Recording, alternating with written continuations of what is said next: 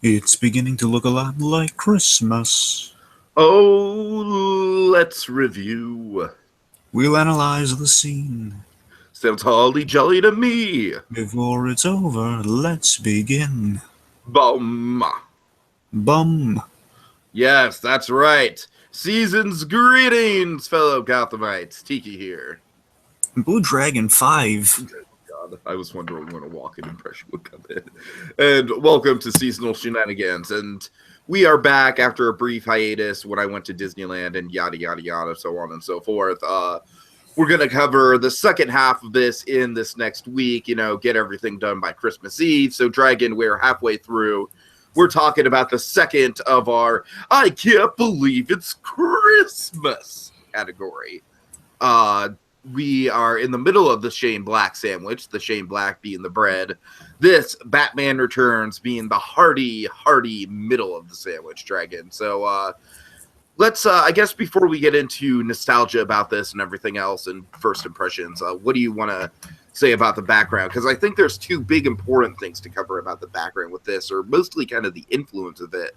One, how it led to Batman the Animated Series, and two, kind of the influence on Gotham. And, we've kind of talked about the influence on Gotham, so if you've listened to our Gotham podcast, we kind of extended that at length. So I don't think we need to spend that much time on it. And so, Dragon, anything you want to say about the animated series, really quick? Well, I think the main thing just to kind of stress for this movie was that, Burton does 89, which is, it's early in his career. I want to say it's like his third movie, but I could be wrong. It's like his third movie after Pee-wee's Big Holiday. Wait, isn't it Pee-wee, then Beetlejuice, then Batman? I thought that's how it went.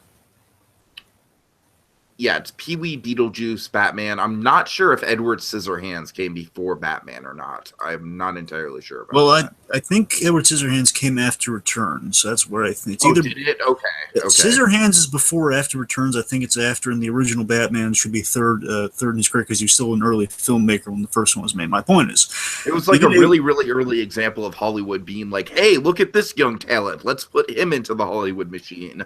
Because that was the big thing. Mr. Mom and Beetlejuice were really the main things people were looking at for Michael Keaton being cast as Batman. Those were the two things. It was like kind of he was Mr. Mom, but at the same time he was Beetlejuice. Why isn't he the Joker? That sort of stuff that was going on. The point is, so 89's made. They took a chance on Tim Burton, and boy did it pay off. And of course, it really influenced the tone of which basically took what we had in the comics of Dark Knight Returns, and it was a cinematic equivalent to what Dark Knight Returns did for the comics, but this is what it did for Batman in other media, so to speak. Took us from the 60s to kind of a dark new era in Batman, which okayed the animated series to go in the darker reflection, which is much truer to the character. Mm-hmm. Basically, think of the animated series as like the most plot superior Tim Burton Batman in a way. It's like, well, if we took that, we just made it, we connected very much to like a lot of what we got in the comics and so on and so forth, and they definitely signed off on it as the franchise, the Batman film franchise was going on, so it had an influence on the animated series. So we get Penguin and Catwoman reflecting how they are in this film, in the animated series. Because as this movie's as Returns is being made, the animated series is also being fleshed out and animated overseas and everything. They're working on 91 as they're filming this in 91. So that's why they say, hey, look, promote our Penguin, make him look a little bit more like Danny DeVito. Hey, you're Selena Kyle outside the costume, make her look like Michelle Pfeiffer, which they kind of do. They give her the blonde hair versus kind of the usual kind of dark short hair. Yeah, and I definitely think the plot is the weaker point of the two Burton films for sure. I remember this is kind of leading into nostalgia and everything and overall feelings. I remember my overall opinion on the first movie is it's fun in places. I honestly think it's a little overrated for me. I don't think it holds up that well. And I think the big problem for me that I had with it as a kid, and I still have now, is I really don't think they should have given the Joker a backstory, and I especially don't think they should have made him the killer of Batman's parents. I just don't think that whole thing works. It's just too convenient. I didn't like it as a kid. So, but Dragon, I gotta say, I like this movie a lot more. This movie might not have a good plot. I'll admit that. The plot is really wonky. It doesn't really hold up. The Penguin being mayor stuff is really convoluted. But what I love about this movie, Dragon, is the visuals. My God, the visuals and just the dark elements of it, the craziness, the off the rails quality to it. This is truly Tim Burton at the height of his, to quote Hal Rudnick, at the height of his powers, Dragon. I'm sorry. But no, it really is, though. It really is. This movie makes me miss when I used to love Tim Burton. Like, this movie made me nostalgic for when I used to really respect Tim Burton, because my God, he used to have a lot of talent. I mean, if not for story and script, at least for like putting together an amazing shot. And this movie is just absolutely chock full, in my opinion. Oh yeah, what you said there kind of connects to another thing. Of course, the influence of Batman Returns, and that Batman Returns very famously was it had not a Phantom Menace experience in theaters. What it had was a very interesting, unique experience. Is that when it was in theaters, people, a lot of parents took their kids to it, and they were expecting, okay, more of 89, of course, the huge blockbuster. Hey, we're seeing Batman in a darker context for the first time. Hooray! We're seeing it again, and it goes a little dark. By today's standards, a little more campy dark, like we get on Gotham in a way. You know, again, it's kind of that really interesting. Still is pretty. I don't know. Some of the visuals, especially some of the stuff they do of Catwoman, is still pretty edgy, I think. Yeah, and the point is, that really kind of rubbed a lot of people. Basically, Returns got a mixed response in that some people liked the dark direction, some people thought it was a little light, a little dark. The people thought it was like people were mixed on famously, as people like Kevin Smith will point out, and they're right. There was a Happy Meal attached to this movie. Imagine the dismay at the parents and McDonald's after the film and how that turned out. Thankfully, they hopefully made some of that back with the animated series in their Happy Meal toy line. Sure. Don't get me wrong, they're misadvertising a Mask of the Phantasm. That's a discussion for another day. My point is, Returns. You're absolutely right, Tegan. That the visuals are the absolute best part of this film. Tim Burton's visual style, and that's in part is a huge reason why he came back. Because Tim Burton didn't really want to come back for Batman, but basically he was sold on like the little line of like, well, why don't you make it as a Tim Burton film versus just doing the source material of Batman through your view. So basically, it's like, okay, I'm gonna basically make this next Batman movie as a Tim Burton film, which is why he got so creative and was allowed to do more touches. And my God, is it so Tim Burton-y? It's Tim Burton-y in the best way possible. And again, we don't really have Gotham. Again, the best description of Gotham is it's kind of a 60s mixture of the 60s show, but more so Batman Returns, because it's kind of that mixture of, like, by today's standards, campy and ridiculous, but still has that great darkness and those great visuals that even if you don't buy into them, you have to respect like how off the wall and how striking it is. And Batman and Gotham has a similar kind of like convoluted, not altogether their plot too. In places, at the very least, convoluted, definitely. Yeah. So my nostalgia, very Cliff Notes. My nostalgia. Basically, of course, I have the animated series, which is kind of at the same time as this. And again, bear in mind, my nostalgia starts with Batman the animated series, and I kind of discover the movies afterwards. So it's the animated series, then eventually '89, then Returns, and then basically I get Returns and I get all the Batman movies at once in a way. Mm-hmm. Returns onward. So I have the VHS tape, and I watched this through the VHS tape, and I kind of noticed the similarities to the animated series. Just kind of like, oh yeah, it's kind of a way of seeing live action Batman in a way. Exactly. Right. Dragon, I had that same experience with Beetlejuice. I watched the Beetlejuice cartoon before I even knew the movie existed. Yeah, because I have like Phantasm on the brain when I'm seeing Joker for the first time in '89. That's kind of what I got. Like, oh yeah, he's in kind of the same coat and hat he is in Mask of the Phantasm. Exactly. Right.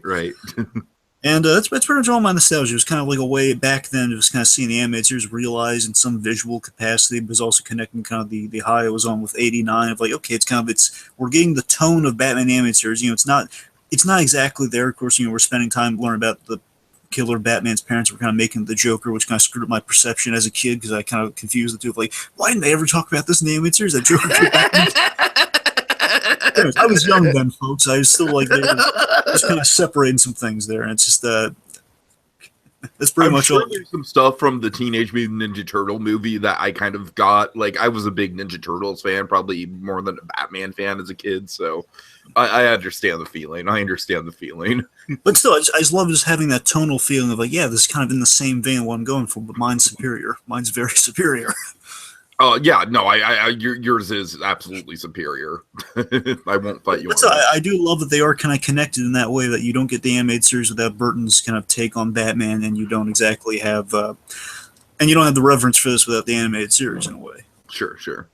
Well, Okay. yeah, I shouldn't say that technically. You know what I mean? You have more respect for it because the Yeah, answer. Anyway, I guess I'll take us through a summary then, because you usually forget real that quick. part. Okay, here's a summary for the folks, for the kiddies out there. Hopefully you've seen the movie beforehand. It's Christmas time in Gotham, and the Red Triangle Circus Gang wreaks havoc. Only Batman can contend with them. We learn they are led by the Penguin, who has a nefarious plan involving corrupt businessman Max Schreck, who coincidentally is targeted by a reborn Selina Kyle, now Catwoman, who tangles with Batman as he tries to foil Penguin's ever-changing plans, culminating in Penguins with missile packs, Selina Kyle taking her revenge, and Batman returning to his dark, lonely place. That's the movie in a nutshell. All right, let's get into some character dynamics then, starting with the main kind of the title fight of the movie, Batman versus Penguin. So oddly enough, there's not really much of a dynamic with these two because they always should. No, you're right. I'm just poking fun at Batman. A problem with this movie we'll get more so in context. Batman really isn't the star of his own movie.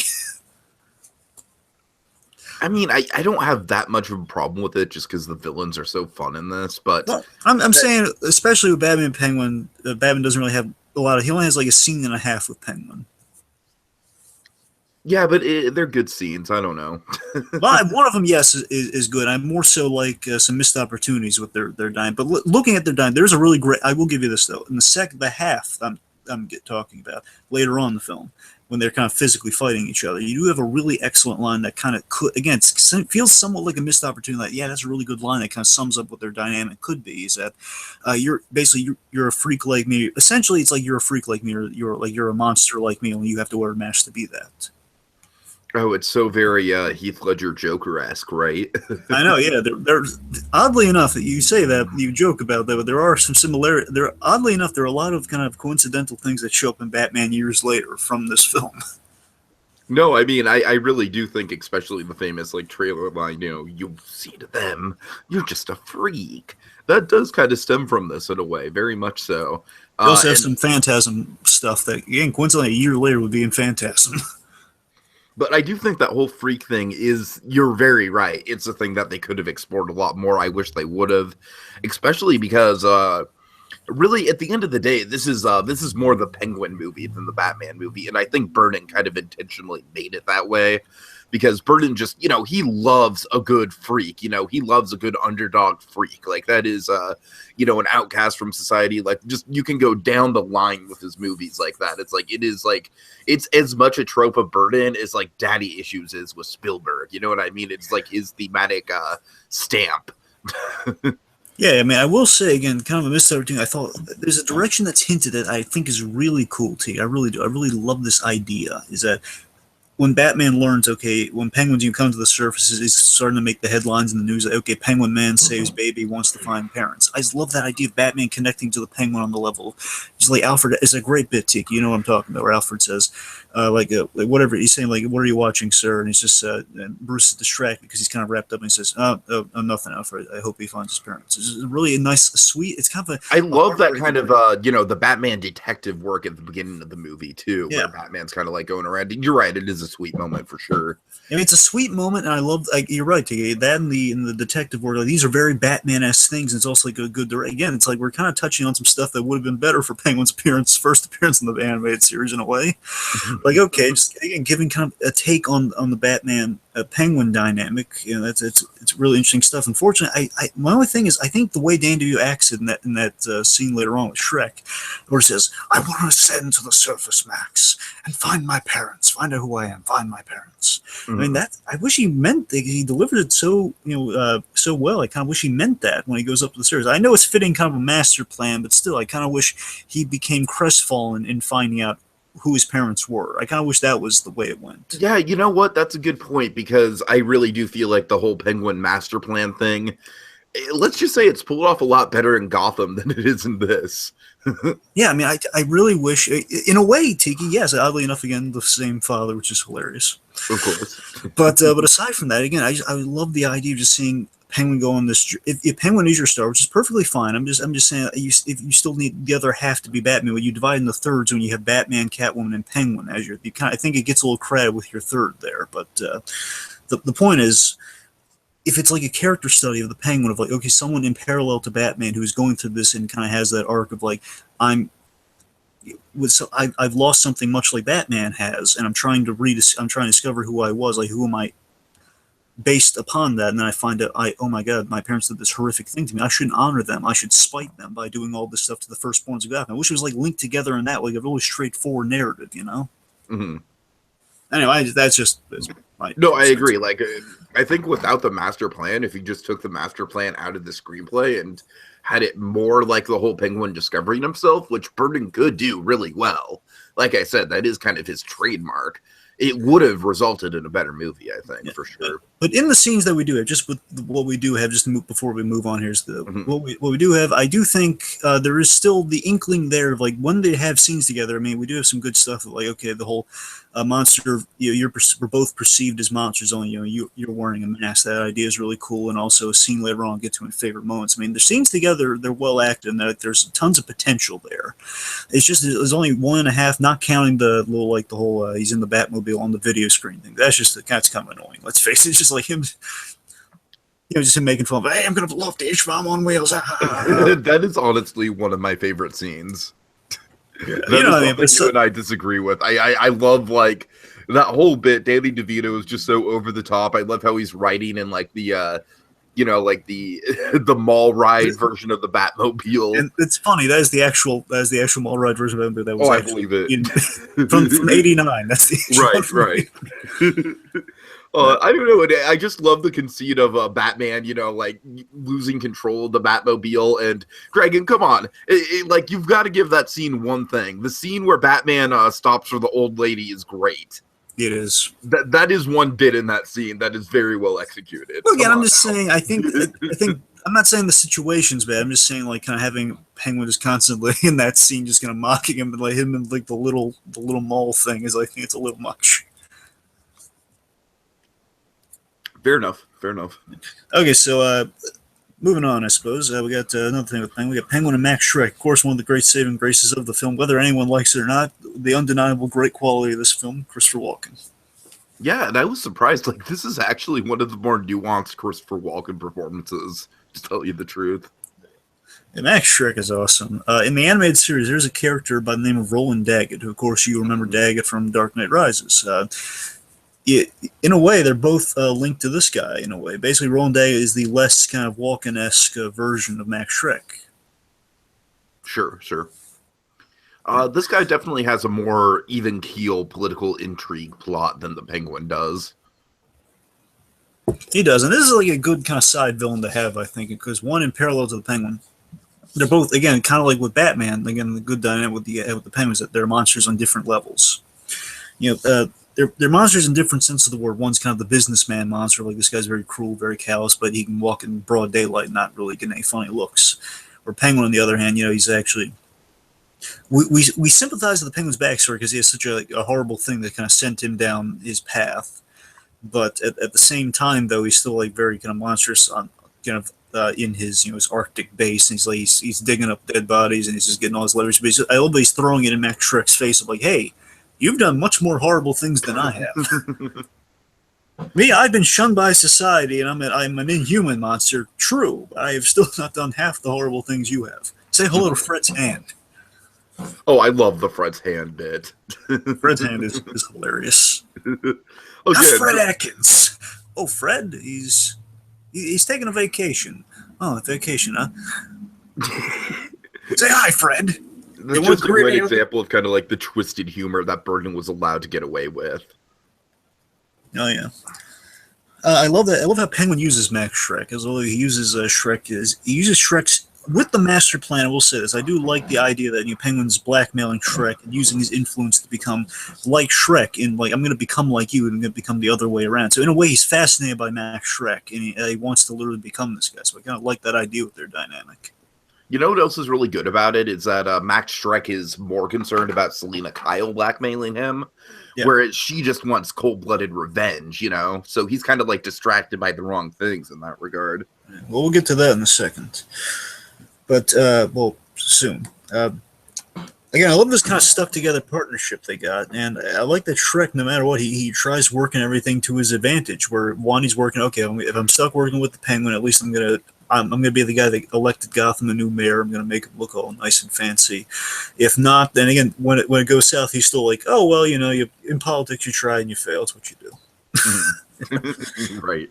He doesn't be so cavalier about it, and he retains power when the plans fail in a way by doing that. He still has like that whole power plant thing on the side that's going on. Then he's contending with Selena. I do love that bit between him and Penguin where, again, with the, the whole, oh, you got to admit, I played him like a harp from hell. When Max just gives him like the look, the shrug. He's like, yeah, what can I say? Yep.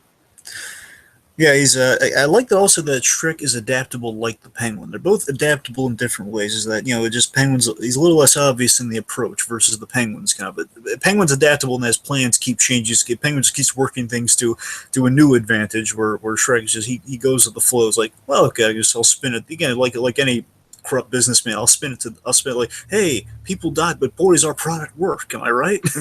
Right. Let's see. So I guess unless you got anything else to say, Nope. let's move on to Bruce and Max Shrek. This one will go by real quick because they only share again 1.5 scenes. I mean, it's basically kind of the similar dynamic to Bruce and Penguin, except maybe a little bit better executed. I'm sorry. One more time. It's a similar dynamic to Bruce and Penguin. I'm sorry, not Bruce and Max Shrek. Blah. Yeah. Blah. I'm sorry. Yeah. Yeah, it's kind of funny. I think it's kind of like it's sort of a Burton version of an anti-Bruce Wayne. Because think about it. One, you'll notice a reoccurring thing in Burton's films that Burton doesn't like. He doesn't like big business or like kind of the cult. He kind of has a cynical worldview on big business. Yeah, I mean, him and Fincher are kind of like the two mainstays of that. Of course, Fincher. I mean, House of Cards. Come on. But it's kind of a fun, like an anti-Bruce Wayne character you have, and then usually it's funny. Some versions of the Penguin are anti-Bruce Wayne. In this case, Max Shrek, he's the anti-Bruce Wayne that he's the best example I can give you. You'll see more so coming up on some other stuff we got going on. But he's like Ferris Boyle. Now, Ferris Boyle is a character who's very much an anti-Bruce Wayne. It's like a businessman who's presented himself like a Bruce Wayne on the surface. I'm sorry, remind me who that is. Well, he's from Heart of Ice. He's the guy responsible for Mr. Freeze. Oh, well, we'll get to that. Yeah.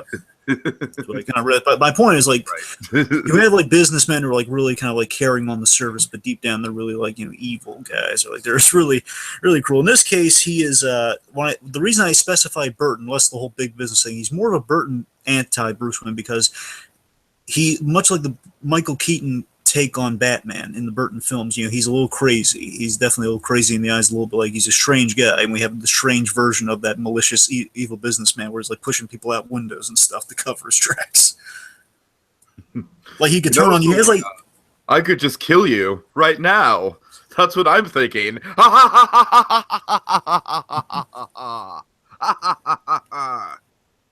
That's funny. I thought you were gonna. Yeah. I'm sorry. No, but seriously, you see what I'm saying? It's like he has like the crazy eyes like Bruce Wayne has, but they're more directed towards evil. Oh yeah. All right. Let's see. I guess Selena and Max Shrek. Then we kind of covered the biggie with them already, but she's. I think there's a simple message I can get behind is that you don't treat your secretaries like crap. Don't do that. Because he does that and he pays for it. Now he deserves that. You never want to treat. I don't know. I really like secretary characters. I don't know why. It's like don't treat the secretaries bad. Like I said, I like how he kind of underestimates Selena throughout the movie, where he's just like, "Oh, this woman's gonna blackmail me," where in reality she's really just viciously out to kill him. So that's kind of a fun dynamic. In the grand scheme, he really should underestimate her if she can come back from being knocked out. Like God knows how many stories of building. That is a plot hole I'll give you. Yeah.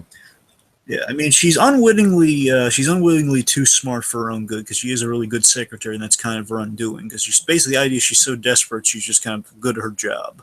Mm-hmm. In that she finds it all. She uncovered Max Shrek's thing, but she couldn't shut up about it, which kind of got her, pushed out the window because she's a loose end now. Again, that is kind of like one of my problems with the Selena character. I don't know, Dragon Catwoman, like it's a very kind of hit and miss portrayal for me with Michelle Pfeiffer looking back on it. Well, she hasn't really become interesting until she becomes Catwoman. That's kind of how that goes. Like yeah, Selena, and then even when she does become Catwoman, some of the stuff is even a little too over the top for me. Well, you're like, right about especially that. some of the over sexual, like some of the Yeah. sexual puns. Like, just straight up, I don't think the sexual puns were necessary. Well, you're right about that. I'm just going to say with a lot of things, a lot of my issues with the film are just basically boils down to what the film is, style over substance. Be good style, but the substance not really there. No, I agree. I agree. It's like on the surface, okay, Catwoman, very, she's good looking, she's dangerous, but when you try to translate, more crazy and unhinged than most of the Catwomans we see, at least I think. Very, very true. Like with the over the top stuff, like eating the bird and stuff like that. Which was her actually putting a bird in her mouth. Yeah. That's commitment, because you know what that. Oh God. That bird's terrified. Right. So let's see. So again, Max Shrek, I like how he's like taken aback by her return. At first, he just walks in the office during the Bruce Wayne meeting. Of course, catches Bruce Wayne's eye. And again, I like later on with right at John Keenan's part, by the way, right there. And I do like the idea that this particular Batman, who again is like this Burton Batman, he's the unhinged guy you would believe could be Batman, because he's really kind of. You can see it on his face of like, okay, wow, this guy he's something's a little off with this guy. He's a little crazy. Right. And with that, he can see that in Selena. That's why he likes her on some level. I like that he kind of gets that from the very first time he sees her coming back.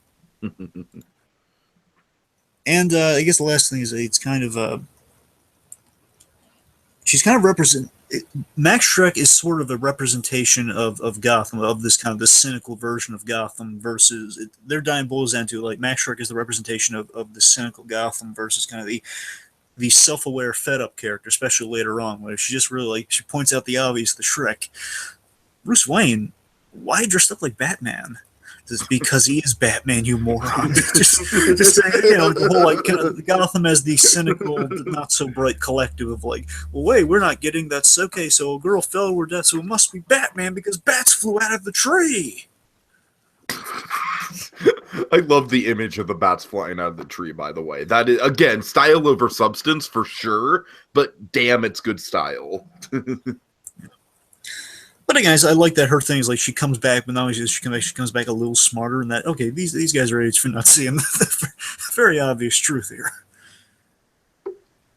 One of the things I don't like about Michelle Pfeiffer's portrayal is I get what they were going for with having her be so mousy and so kind of pathetic at the beginning, but it's just not appealing. Like you said, right, it's like she doesn't get interesting until she becomes Catwoman, and Even I do then, so like it's the still transition, but yeah, and then she's still not perfect. But I don't know. It's just like, especially how man crazy she is.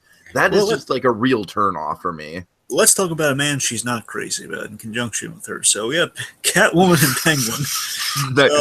I like unfortunately, that. Nice. Now, unfortunately, the two of these have they feed into each other's worst aspects, not in the way of like, hey, these cool villains. They fit into it. They feed each other's worst inhibitions. In this case, like their worst character traits. They feed into, and that they both are centered around bad innuendo. Exactly. Yeah, I would say some of these scenes are the worst scenes of the film, to tell you the truth. And honestly, another thing here really bugs me about Catwoman's thing with Max Shrek, and we're kind of getting a little more to, is that her revenge is very frivolous because there's no reason on earth she should be working with the Penguin. She should be focused on Max Shrek. Why is she working with the Penguin at all? Because she doesn't know that he's working and they need to team up. That's why. But she doesn't know that he's really. Doesn't it bother you a little that she's unaware that he's working with Max Shrek and that she doesn't use that to her advantage at all?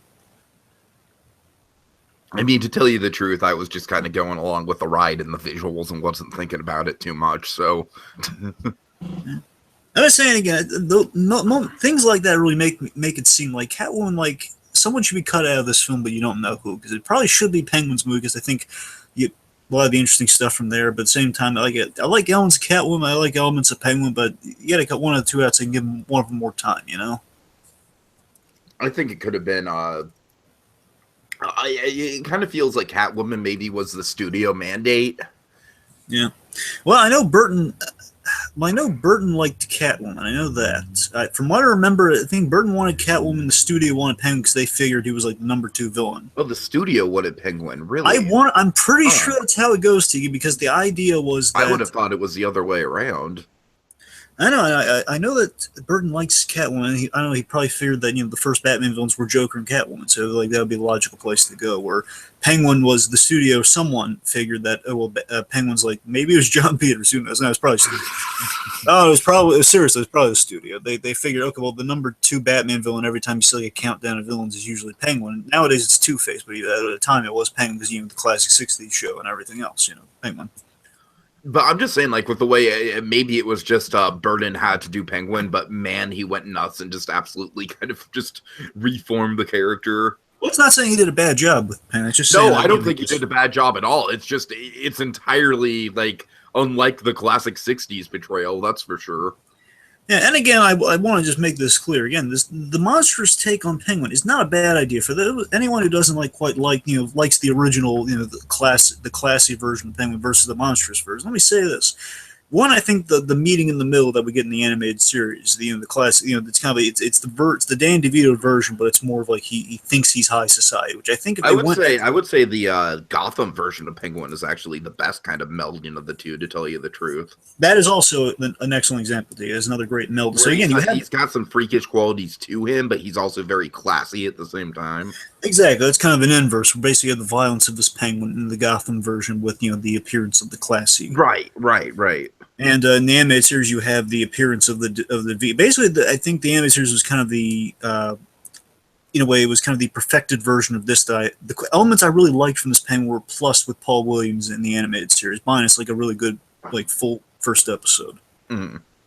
Anyway, let's see. So, just moving on from there, we got Batman Catwoman's, or Bruce Selina Batman Catwoman's kind of covering the whole ball of wax of that one. I mean, there's not much to say. It's pretty standard. I do like I like the Bruce and Selina stuff more than I like the Catwoman and Batman stuff. I'm with you there. Again, visually, aesthetically, Batman Catwoman's interesting because one, I love the new Batsuit very much. Yeah.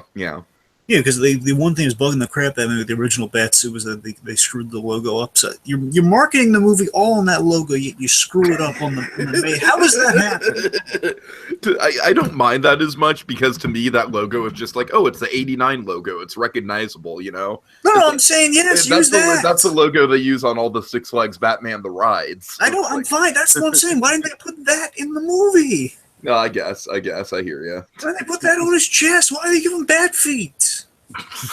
Bat feet. Why bat feet? Well, it's better than the other bat something that we're going to get in a movie or two. Yeah. Anyway, let's see. So, breaking down their dynamic here, let's get starting just with the surface, kind of like Batman Catwoman stuff. I like that on some level. She is one of my favorite scenes we'll be talking about later. I love that from that moment, she's inspired by Batman on like an empowering level, like, hey, I've been rescued by Batman. When she's in the mousy state, I've been rescued by Batman. I could, she's basically Batman with a feminist motif in a way. Yeah, the feminist motif is kind of laid on a little thick, but yeah, you're right. I'm just saying that's just kind of. I like the idea of Catwoman being inspired by Batman on some level. I wish it wasn't necessarily directed in the feminist motif because it really plays like, okay, now we're just being like tic-tac-toes across the face. Like the whole like I am Catwoman, hear me roar is kind of like I equate it to a similar position where the Laura Dern line like, oh, man creates dinosaurs, dinosaurs kill man, woman inherits the earth. It's like, really? It's kind of funny, here's the science kind of was thinking about. It really occurred to me rewatching the films that you have someone. If you look at what kind of where these characters come from, you have with this version, you have helpless victim, the helplessness of a child, which would be Bruce Wayne, versus the victimized woman, that'd be Catwoman. Right. She's victimized, and that she's talked down to, she's underestimated, she's living that mousy existence, and of course she's victimized by crime, versus just kind of that the helpless kid who was orphaned by crime. So that's kind of where they're coming from. That's why they're different. So again, I think we have some good starting places on these guys.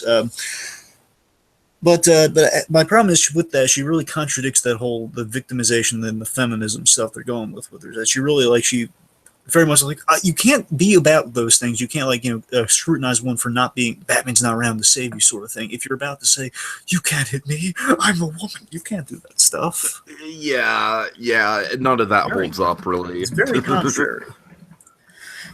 And but on the positive side, I do like the Bruce and Selina dynamic a lot more. I think that holds up a lot more than the other side of the coin. And like I said, just kind of this idea of the third people kind of seeking each other. The idea that they're both kind of living lonely existences and they're kind of drawn together. I love that there is like that attraction they can't fight out of the costumes. And when they get together, it's kind of, well, we'll get to the moment more specific a little later on. I mean, it's like they found equals in each other that can't be together because one can't control her ego. Like, she can't control her Catwoman persona because, she's killing people. She's doing these reprehensible things. Where Batman, he controls it. Don't get me wrong. He's still killing people, which I really hate. But he's I don't think it's quite as bad as in '89. Not quite. He lights people on fire and blows a guy up.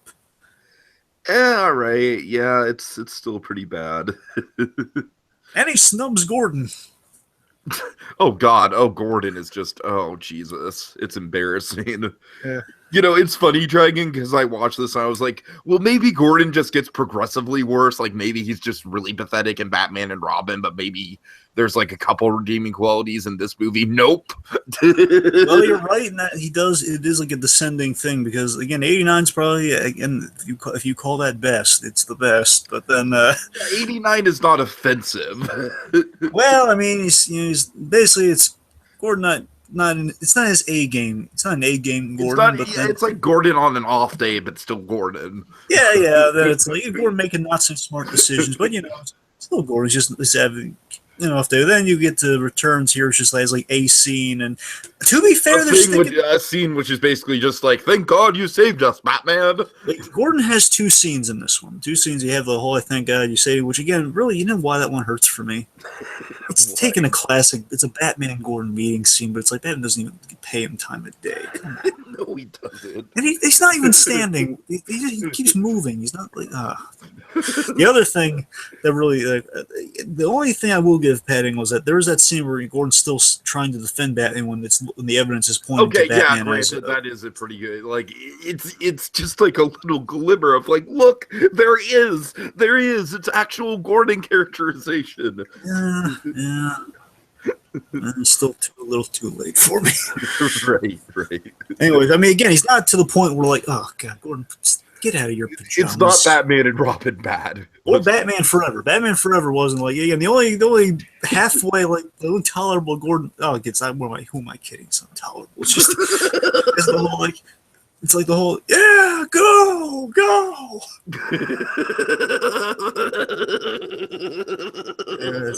Who am I kidding? I used to defend Go, but now I can't defend Go. I can't defend Go anymore. I just reached the point where I can't defend Go. Anyway. Like, yeah, Batman's back. Go to the Riddler single. Yeah. Anyway, back to this a few things to this point, because again, I think most of the meat for this movie is in kind of the dynamic between Bruce and Selina. But real quick, I like that it's interesting here with their dynamic. We have like she's lost a sense of who she is with the Catwoman persona, like Bruce has. Maybe again, if we have more time, Batman might be able to explore this more. But the idea that Bruce is living the lonely existence now, he doesn't have Vicky Vale or anyone. He's all alone. He lives for that bat signal. He's just alone in the state. It's a really cool moment, by the way. Just in the study, and then they have the very impractical but awesome looking bat lights. They're impractical, but they're very style over substance. Yeah. Yes, but you gotta admit, it's really cool style though. It looks awesome. One of the coolest moments is like when that light shines behind him or on him, and he stands up, then suddenly, like, yeah. But the point, I think they're like pondering in his library, just like looking serious. Yeah, it's the Batman brooding is the first time we really got aside from 8 times thinking about the parents' case. It's Batman brooding, but again, again, they might play with. I think the concept they're toying with, especially in one of my favorite scenes later on, is that they've lost a sense of who each other is. Like Batman's getting so wrapped up, and Bruce has gotten so wrapped up in Batman. He's no longer Bruce Wayne. It's all Batman. and Catwoman since her resurrection in a way, or quote unquote resurrection. She's all Catwoman because that mousy Selena Kyle is no longer there. Thank God. Yeah. They're both thrill chasing, and last thing I'll say, which ties in what your style over substance thing, is that he's aesthetic. Their dynamic in costume is aesthetically faithful to the classic dynamic. The motivation wise, it's very off. Yeah, totally. Like, and aesthetically, you get that shot of Catwoman leaning over Batman. It's very aesthetically, that's their dynamic. No, I agree with everything you're saying though. Okay, all right. So let's get to favorite scenes then. Should I go first? Yeah, sure. Okay, let's see. So I will go in order. Dragon, I still really love the opening of this film. Yeah, the opening's good. I think we should start with Batman in a film like this. I don't know. I don't mind that it doesn't start with Batman because I feel like it's Burton doing what Burton does best, which is making us sympathize with a character who, even though he's the villain, he's my God, they just really get it. Like, it strikes such an emotional chord right off the bat, and I love how Gothic Dragon. I love how Gothic it is. It's also kind of funny that it's the unholy spawn of Pee-wee and the character from Pee-wee's Big Adventure. Dottie. No, not E.G. Dale. The other one. The Au revoir Pee-wee. Oh, I can't think of the name. Sorry. Sorry. All right. Darn it. Well, the point is, it's kind of the unholy spawn of Paul Rubens, of Pee Wee Herman and the lady friend, the one who spoke French. And it's kind of it's so funny, like that little flirt of romance turned into the Penguin. Oh God, no! But Dragon, I don't know. Just first of all, I give a ton of credit to Danny Elfman on the score. I think it's one of his best scores. Oh yeah. I think it's even better than the 89 score because it takes everything that I liked about the 89 score and just amplifies it. I don't have a lot to say about the opening. I mean, you're right. Maybe we could have started with Batman. I'm fine with not starting with Batman. I think, everyone complains that he doesn't come in until 20 minutes in, but I think it's a good 20 minutes. It's like we have walk-in, we have the opening, we have the Penguin in the sewer. I don't know. I don't necessarily think we need Batman right off the bat. I think it's a good build. Well, you gotta remember, it's kind of filling big shoes. In 89, we have the best Batman entrance ever of the whole, it's who are you? I'm Batman. Yeah. I want you to tell your friends about me. Who are you? I'm Batman. But just everything about this opening just is so melodramatic, and like I said, this Gothic is the right word for it. I love the shadows. I love how we slowly reveal how malformed the baby is, and just the best shot to me is the shot of this shot. It might be one of the first times that me as a kid kind of really appreciated shot composition and how how the cinematography and the music and the lighting and everything can come together, where the cradle is floating down the river in the zoo, or down whatever, the little stream in the zoo, and the camera pans up to Gotham City, and then we get that great the Danny Elfman score just pipes up. It's such a great moment to me. And I do love how eventually it leads up to. I'm sorry, go on. No, go ahead. I love that all of that leads up to kind of the shot we're working with right now. Where it's from Penguin's point of view with the gloves and little pocket watches. He's kind of this embittered kid over the background we just saw, just kind of commenting on Max Schreck, just saying, oh, but Max, there is time. Or basically saying oh boy, but the holidays are starting to come here. Yeah, remember, this poor Penguin child. His parents tell me this wasn't chilling to you on a rewatch, Tiki. The Cobblepots, the Cobblepots walk by this couple and they say Merry Christmas as they dump as they dump their baby their deformed baby in the river. I'm glad you mentioned that. Yeah. Okay, so then my second favorite scene is the birth of Catwoman. This is the only time that I'll give the mousy Selena Kyle any credit because we see the scene in her apartment, the whole "honey, I'm home. Oh, that's right, I forgot I'm married." That's a dumb line. Yeah, write that out of the movie. Having said that, the one thing I like about mousy Selena Kyle, Dragon, the one thing I'll give it credit for is I absolutely love the set design of her apartment. Just how we see all the quirky, the stuffed animals, the hello there lights. I don't know. It feels Burton-esque for just the sake of Burton versus just like anything character related to me. To me, I thought it was very character related in a Burton-esque kind of way. I don't know. I don't know. Yeah, it's fair. I'm just not. I don't know. It seems like it feels very. It feels very Tim Burton. I do respect on that level. Like, wow, this looks like Tim Burton's take on kind of what kind of character she is, I guess, and what he's going for with her. Like, okay, there's like the lonely woman's apartment through a Tim Burton vein. I get that. Like, that's exactly what it is. And again, style over substance. I won't argue with you there, but. Then, we get the whole Max Schreck, she's approaching Max Schreck about the information she found out. And we get that great payoff, or the great fake out, like, oh, you act like I'm going to kill you or something. Well, I mean, it's not like you could do that. Actually, my dear, I could. Anyways. Oh, yeah, you had me going there for a minute.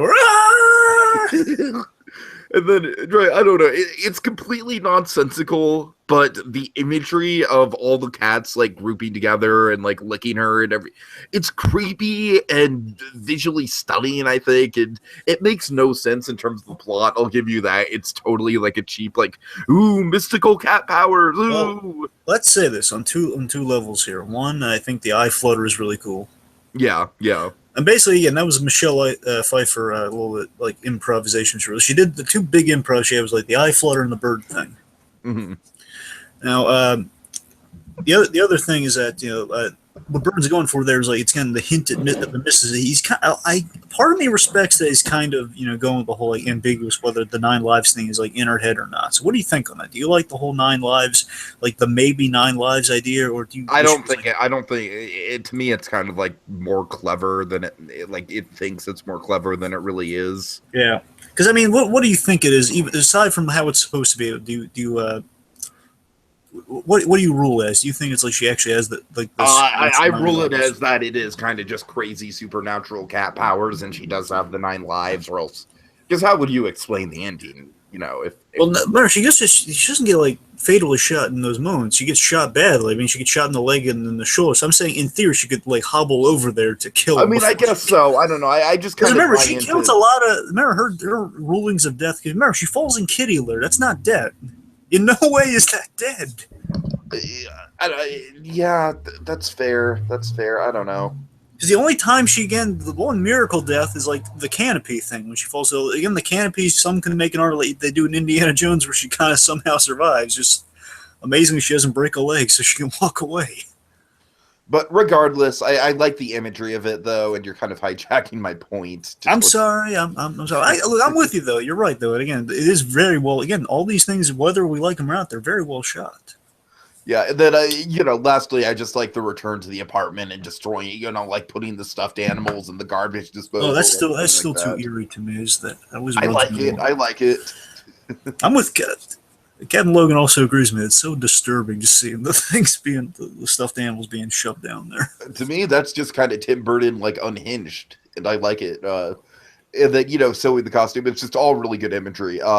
Really quick, Dragon, I know you probably hate this moment, and it's not a good moment, but it's just a funny moment. It's where, Penguin, I do think the scene itself is effective, which is why I can kind of, like, cheaply write off that it's one of my favorite scenes where, Penguin's giving the rousing speech, and then suddenly Bruce Wayne comes on and plays the audio from when he was fighting Batman, like, oh, you got to admit, I played this city like a harp from hell. It's just like one of the most absurd Batman bits that nobody ever talks about that I'm surprised isn't a meme is when Bruce Wayne, not Batman, but Bruce Wayne, it just like, takes the CD, not the record, but the compact disc, so it was 1992. The compact disc was very exactly. It just gives a little record scratch, like Bruce Wayne just goes, you know what? I'm gonna spice this up a little bit. I'm just gonna, you got to admit, I played him like a harp from hell. Harp from hell. I don't know. That is just so. It's adorable. It's like, oh, Burden. Oh, that's adorable. Ugh. Oh, so very 90s. Anyways, so in all seriousness, though, I do love my third favorite scene is the Penguin's funeral. I mean, this is a very dark ending. You know what I mean? With the Max Shrek does. Max Shrek gets. Max Shrek kind of gets the most classic stereotypical, like, oh, look, there's the Tim Burton kind of like skeleton head thing that you see in every Tim Burton movie. You know what's funny? I don't know if Tim Burton was joking or not, because you can almost never tell with that guy, but in the interview he said that the reason he cast Christopher Walken is because he genuinely scares him more than skeletons and everything else. It's Christopher Walken. But the Penguin's funeral is beautiful. I love the dynamic that the Penguin has with his penguins. It's kind of underplayed, but I love the march of the penguins at the end of the movie where they have the fireworks attached to them and everything else. Just, again, very visually stunning. But, just what can you say? Just the visual of the penguins kind of like leading the dead body of the penguin into the river where he came from in the first place. It's not much to say about it. Just a good kind of wrap up of the penguin's character. It's kind of it's nice in the full circle if the penguins took him in and they see him out. Exactly. So that's all I got. I guess my moments. First and foremost, I love this. I love it more in the Assault on Arkham animated movie we talked about, but this is where it emanated from. This is a good bit, regardless. So I still really love this bit. I love how Batman saves Selina Kyle in the first place. I love it when Batman saves people. And this is a great. I love it. Let me make it clear. In the Burton films, I love it more so when Batman saves people versus kill people. Let me make that clear. So I love it when, I guess, the scene they did this with Victor Zsasz in Assault on Arkham, and it was really good. But here it's basically where he fires the grappling gun. I love that grappling gun. Fires the grappling gun, seemingly at the clown, but so it goes right behind him. Says, "You missed," and then he pulls the. He pulls the line, and basically the line takes some chunk of wall out, and he knocks the guy out from behind, which is awesome. Really cool. Really like, yes, that's my Batman right there. That's the Batman I know and love. He's saving people, and that's the classic way. And with the grappling gun, it's kind of a trifecta of Batman for me. Using the grappling gun, he's saving people, and he's just doing it in a cool manner. That's Batman. Mm-hmm. Other thing, one of the most memorable things in the movie for me, and pretty much the reason I always just have it as kind of cue, like, oh yeah, it is technically a Christmas movie, is I love the runner of Mistletoe Can Be Deadly If You Eat It. I used to like it a lot more. I still like it, just not as much as I used to, but still, I just love the whole, it's kind of a twofer here, is that there's this great thing they do in this movie where with the Batman Catwoman dynamic is like when she has him pinned down, they have like this great moment where Batman Catwoman always have the flirtatious relationship. It's like a really good original line of dialogue they use for that sort of thing here. Is that where Batman just, again, it feels so distinctly Batman, just kind of Batman making a conversation with Catwoman when they're kind of doing their thing, saying, like a little interesting fact what Batman would know. Mistletoe can be deadly if you eat it. And then she says, as she would any seductive Catwoman thing would say, she says, well, it can be, a kiss can be even deadlier if you mean it. And then they kiss. I wish it was less of a lick, more of a kiss, but hey, I'm going to take the moment as it lies because I like it more so later on. Because I love how it's also plot relevant that they do the inverse of that, where she says mistletoe can be deadly, because again she's heard this fact, but she's using it on Bruce Wayne, and then Bruce uses it and he just kind of puts it two together before he finishes the thing, just realizing it's a really well played reveal for sure. And again, I love them dancing. Of course, we see this homage to Dark Knight Rises, them dancing at the high society party, masquerade party together. Mm-hmm. And again, I love Michelle Pfeiffer has this great bit where then she has tears in her eyes upon the realization, and he holds her close. It's really good romantic stuff here. And she says, "Does that mean we have to fight now?" Seriously, really good stuff. I always love that mistletoe thing. It's a great indicator for later on that they now know who each other is. And then the other thing is it just feels very much classic Batman Catwoman. My third thing is, again, I may have jumped the gun in terms of chronological order with that, because again, it's kind of two moments, but last one, I love a Batman meeting Penguin. Mm-hmm. So when they meet, again, in context doesn't make a lot of sense. Out of context, it's a great moment where in context, the whole like, you don't think you'll win, do you? Because again, at Penguin, Batman's not challenging you. He's just showing up for the first time. What are you talking about? But out of context, though, just that great little moment of the two of them meeting each other after that. The two of them walking up to each other, and just the Penguin doing what he usually does, just challenging Batman, saying, "Hey, I'm going to win here, Batman. You're not going to be able to stop me." And just Batman just kind of sticking up to him, just saying, I don't believe you're going to win. I don't know. It's just it's really hard to kind of explain what really works about this, but it's really just kind of the hero going up against the villain, and the villain thinking it's like that villain thinking he's so confident, Batman just knowing I'm going to win out at the end of the day, buddy. Right, right. It feels really classic Batman, and it's also fun to see the aesthetic of these two guys finally meeting each other, the lighting, and as with all of these scenes goes, the lighting and everything just looks beautiful for this meeting of these two characters. Then it kind of gets interrupted with Catwoman, but again, I just love the two of these guys meet each other. Again, they have so much potential in this scene, I think.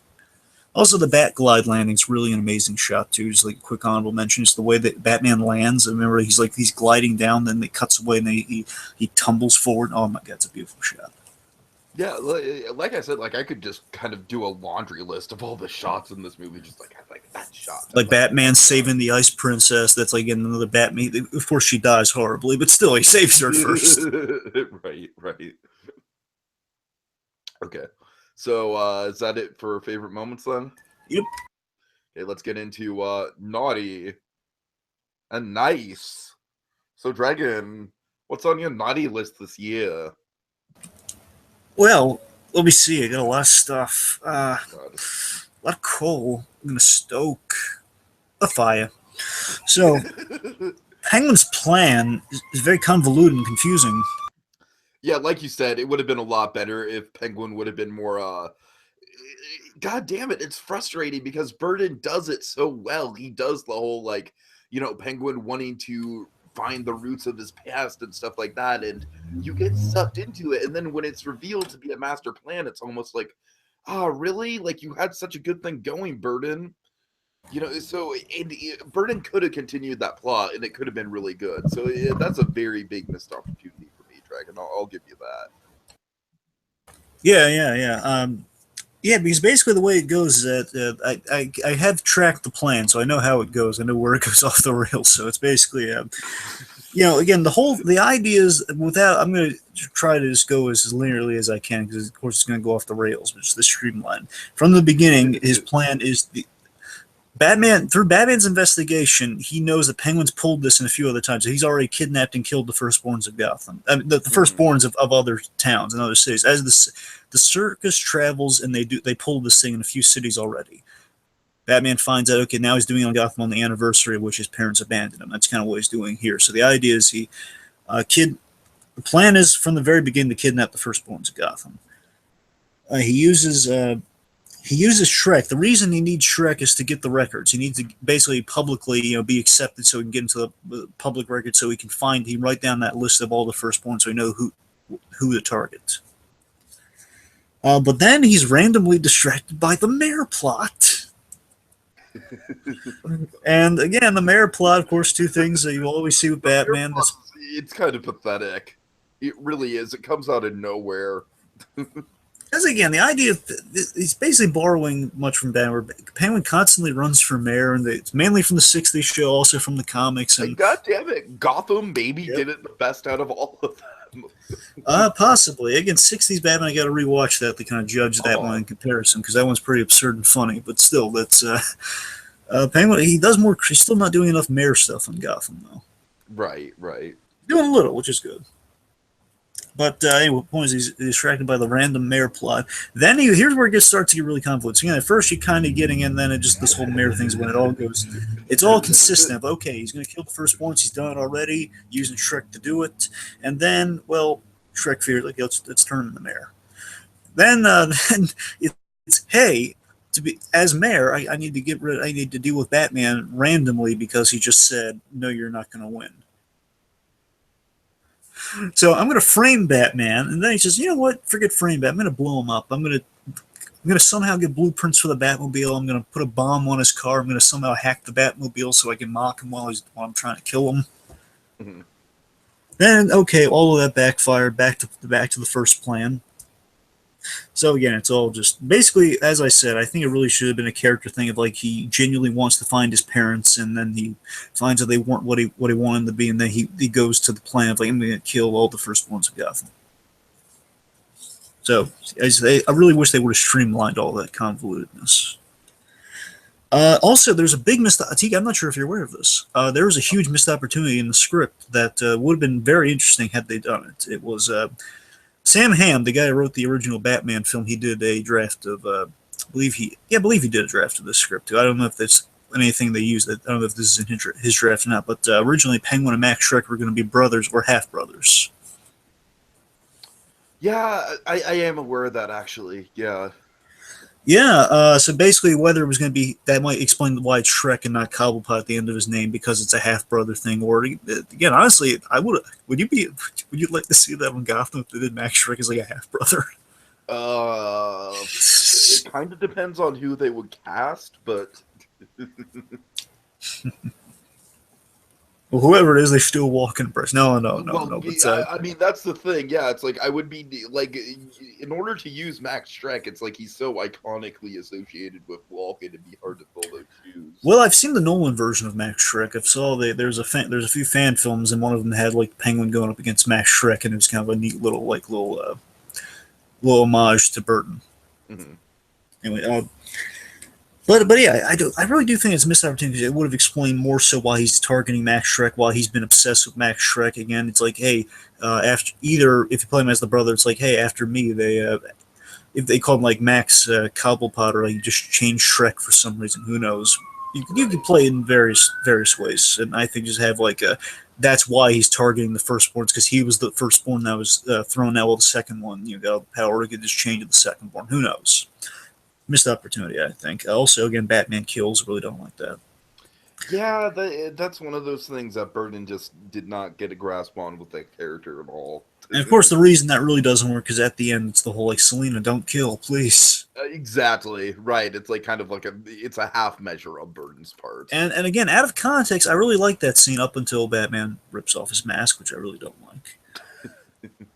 But you know what I mean, there, right? It's like very again. They're kind of pulling that from Mask of the Phantasm in a way of like, yeah, it's a really good like Batman pleading someone not to kill, not will vengeance solve sort of thing. But So another thing that's literally naughty is just all the sexual puns and the wordplay between Penguin and Catwoman. That's not the dialogue. Penguin's dialogue his dialogue's for the most part is very terrible with all the sex jokes. Yeah. Not doing Catwoman as like the traditional thief. I mean, why? They're complicating things with it. Basically, it's because they should have done one of two things. One, either make her a thief or make her focused on Max Shrek, because they didn't do either one. So they only made her focused on Max Shrek once the Penguin was kind of placated with the whole mayor thing. I think the random plots, I don't like the random plots tied together. It's kind of what it feels like for a lot of it. Again, we're just kind of going from like random, okay, now we're blowing up Batman. Now the Batmobile's been hijacked. All this. Batman not as the star of his own movie, not even as like the co-star of his own movie. He's the third tier in a way. Yeah,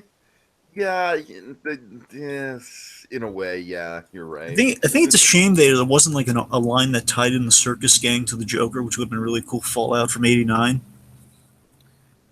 Yeah, and that's the thing. It's like Vicky Vale has more continuity in this movie than the Joker does. It's like the Joker barely even gets mentioned at all. Don't tell me, just like one line. How cool would it have been if just the logic of like. Also, again, it keeps making me go down these roads of like, what if? Because think about it. What if you played Penguin more of like. I'm not the first one to have this idea, but I have to really agree with it, Tiki. That you could go more the traditional route with Penguin. Again, like what the animated series does, that you can still do a monstrous Penguin, but still be consistent with like the classy arms dealing businessman that we all know now, where he's like the Joker killed all the crime bosses in Gotham in '89, so who would fill the void? The deformed Penguin Man of Gotham. Mm-hmm. So it could have been like, hey, all the circus freak guys that Joker had going for him now work for the Penguin under this. Now they work for the Penguin because Joker's no longer around. Right. Anyway, let's say almost again the Batman mask removal bit I think is really stupid because he's unmasking himself in front of Max Shrek right there, really dumb. But it lends to a really hilarious line though. The whole like Bruce Wayne is Batman. Bruce Wayne, why are you dressed up like Batman? Just it's really funny. I don't like the nose biting scene. I like it. I think it's built up really well. I think it's very visceral. I mean, I understand why you don't like it, like from just it's ugly, but I think it's ugly. It's meant to be ugly. I don't Like, know. no one would vote for this guy after seeing that. That's what I don't get. Why is everyone still in the Style over room? substance. Style over substance. Yeah, yes, Like, it's a very good kind of like iconic, like, oh, it's one of like maybe the top 3 things you talk about when you talk about Danny DeVito Penguin. You know what I mean? Yep. Hey, let's see. So I guess I get into the nice. So again, we've gone through a lot of naughty. Let's get to the nice. Again, I think the collective thing we can agree upon is the movie on the whole. Yes, is beautifully shot with great production design. Yeah, Elfman's score. Mm-hmm. I Walken. think the performances overall are really good, really solid. Yeah, it's very well cast, and Walken kind of is really good in it too. I think again the new Batsuit. This is my favorite of the. I really this for the longest time was one of my favorite Batsuits. Looking back at it, is probably one of the really not counting what we have now with Affleck and the Batsuit, because that one looks amazing. Mm. But for the longest time, this was really an excellent Batsuit, because one, I had the logo, and two, I love what the little there were subtle alterations. Like, he has like more of a less musculature from '89. He has more like kind of a. It feels more like it's a less fake Batsuit. It feels a little more tactical in a way. Right. I like the Christmas and winter setting, all the Batman and snow. We didn't get rain. We still haven't gotten rain until we don't get rain until Batman Begins, believe it or not. Well, I mean, that's just because like Gotham City was on a soundstage before Batman Begins. True. Well, I mean, bear in mind, all the rain stuff's not on a soundstage too. Yeah, fair enough. But I mean, Batman Begins does have actual location shooting in it, which makes the rain more, fit in more. Right. Let's see. Again, I think we have a lot of really good concepts here. A lot of good concepts. Again, the whole Batman having sympathy for the Penguin and using a deformed Penguin. Again, we have some good takes here. Like a Burton-esque kind of take on the Penguin is not a bad idea. Like I said, I think it's a great idea. It's just a missed opportunity because his plot was so convoluted. Like, if Burton would have streamlined it and made it more emotional than like, oh, political intrigue and all that stuff, it would have worked a way better. Yeah, I mean, Batman saving infants should be something I should be really rooting for, you know? Yeah, ironically, that is kind of an afterthought in the movie, isn't it? Yeah, I mean, that should be the most awesome feel-good moment. Batman saving kidnapped babies. Oh god. It is. I mean, kidnapped firstborn children of Gotham. I should be pumping my fists in the air. Yeah, that's my Batman right there. You should be pumping your fists like Gordon and Batman Forever. Go, Batman, go! Don't remind me of that. Don't remind me of disappointment. All right. I mean, honestly, I think we've kind of covered everything in terms of the best thing I can say about it is that it's just incredibly stylistic. I think it's the best looking of the 90s Batman movies. It is still my personal favorite of the 90s Batman movies, but not a trace of neon in this one. No, thank God. I mean, look at folks. Look at the shot in front of us right now. Look at this great kind of neat, kind of this architecturally kind of these. These are the statues you want versus the Joel Schumacher statues right here. Like, these are all kind of blocky and really kind of Orwellian, maybe. Is that like kind of George Orwellian kind of way? Really imposing, kind of like these are like awesome kind of statues. Like they basically like the Gotham out of Metropolis. Kind of like the.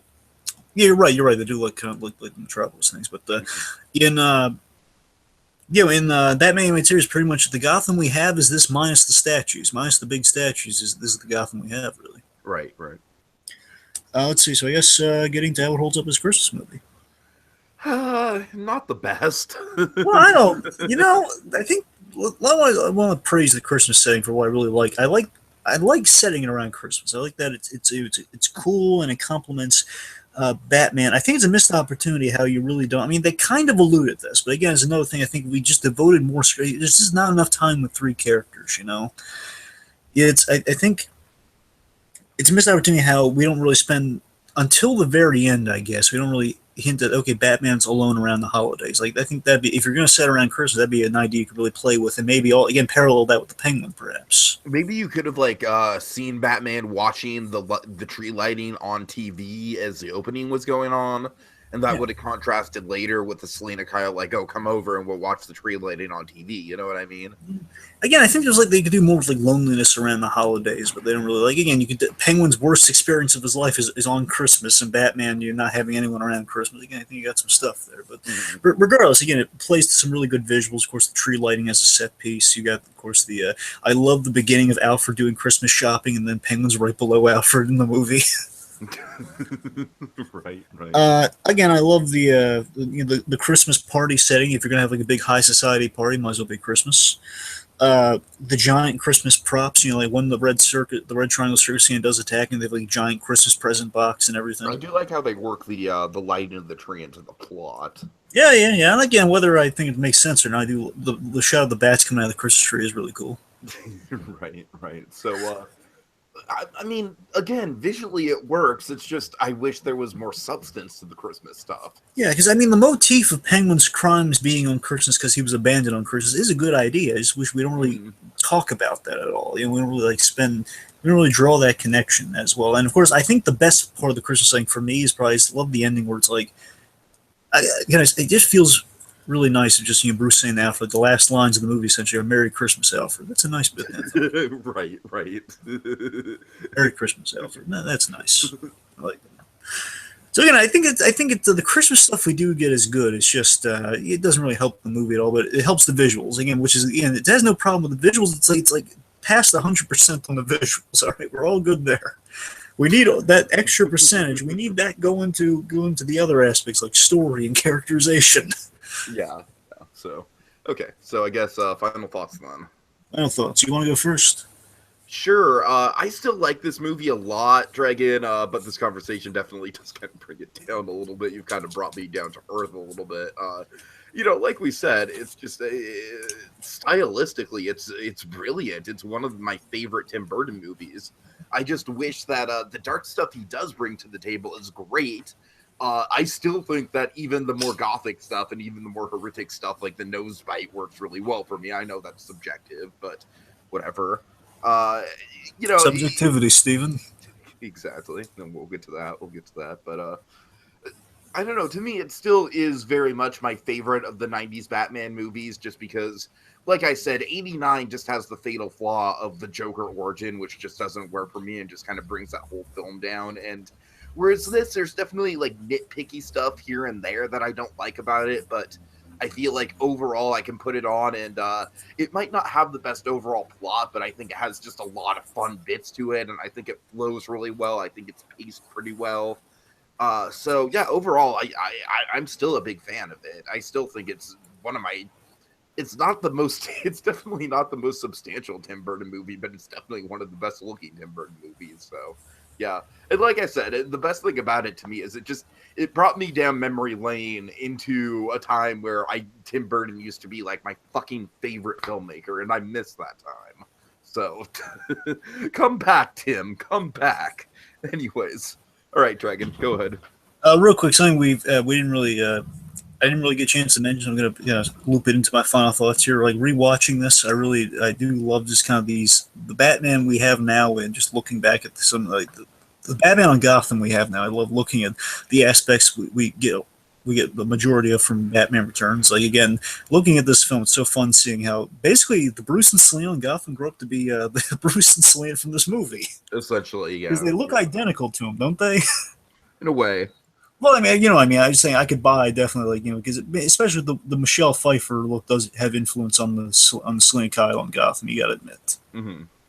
It's kind of fun of like, I think the way David Mazouz kind of plays as Bruce Wayne is very consistent with a Michael Keaton Batman. I do really like that. Again, I like those little aspects, and it's really fun looking back on it. So overall, my final thoughts: this film, has great surface qualities, but a lot of missed opportunities. It's kind of close to the animated series.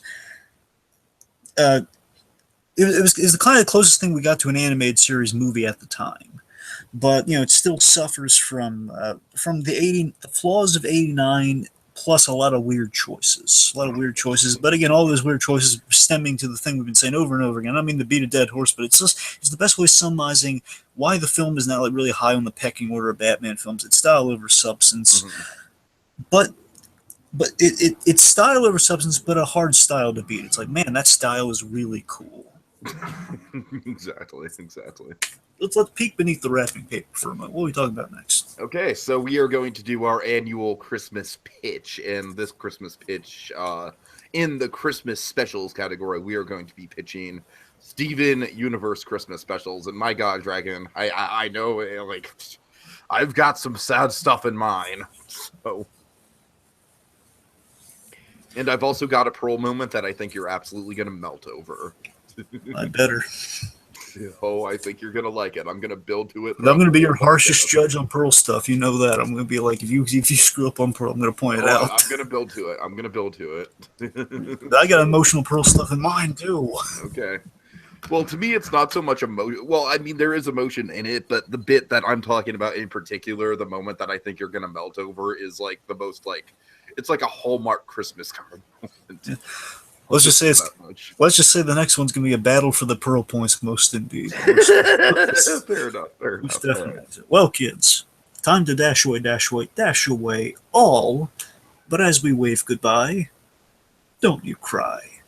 We'll be back again next time. But even more seasonal shenanigans. Follow la la la. La. Bruce Wayne. Why dressed up as Batman?